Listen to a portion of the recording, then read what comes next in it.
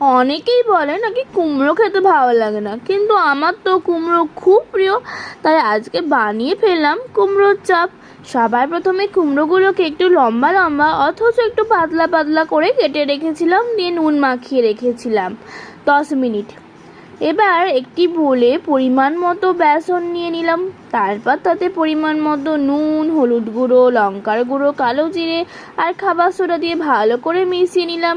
তারপর তাতে একটু একটু করে জল দিয়ে একটা ব্যাটার বানিয়ে নিলাম।